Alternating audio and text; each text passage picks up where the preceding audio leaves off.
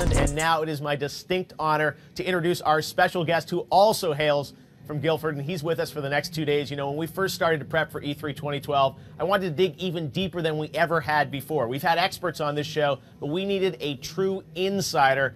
And who could be better than the former head and lead creator of Lionhead Studios, the man behind legendary game franchises such as Fable and Populous, the former creative director for Microsoft Games Europe, and an actual knight of the British Empire. That's right, Sir Peter Molyneux. Peter. Thank you, Jeff. That's Thank you for great coming. introduction. It's great to have you here, Peter. Yeah, I'm so thrilled that you're with us for the next 2 days. We're going to be talking about the press conferences, getting your insight into what it's like to be here at E3 from a developer perspective. And it's unique that you're here with us because you're not on the show floor this year. Nope. You're no longer part of Microsoft. You've got a brand new company. Yep. So we're going to get to the E3 in a bit, but let's talk about you for a minute. 22 Cans. This is brand new company. Tell us about it. Totally brand new company. I left Microsoft in March. Yep. And really what I wanted to do is I wanted to start from afresh, start a small team of people and experiment with some crazy stuff. You know, and I think this E3 is going to show this, that the world's changing. Yep.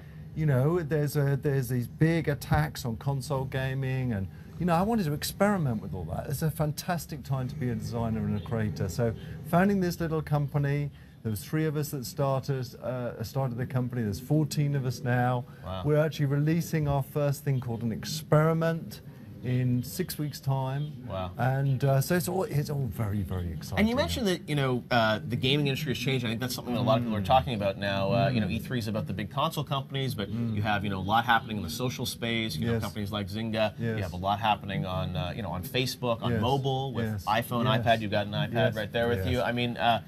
Is that where do you think that's where a lot of the creativity is going to go in the business, or the opportunities that exist now to innovate? Yeah, I mean, here's the thing. There are so many things that we are not using at the moment. I mean, there's the cloud, there's multi-device play, there's this thing called persistence, there's this idea that you can play a game everywhere. All of this is out there for us designers to get our heads around. All right, well, you've got a brand new project. This is your first experiment. You're going to tell us a little bit about it. Okay. Tell us about it. Okay, so here's my problem, Jeff. I have got to, in 3 years, come up with a fantastic game that defines the whole of my career. And to do that, I have to come up with an experiment which is so innovative and so different, and a game which is so different. And the way we're approaching it is releasing these experiments. And let me tell you about the first experiment. I'll just show you.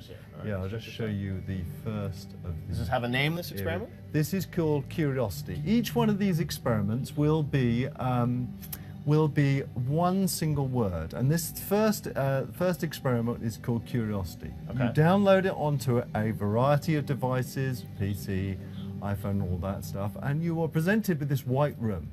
In the middle of a white room is a black cube. If you touch on that black cube, you will zoom into it, and that black cube is made up of millions of tiny little cubes. You can tap away at that cube.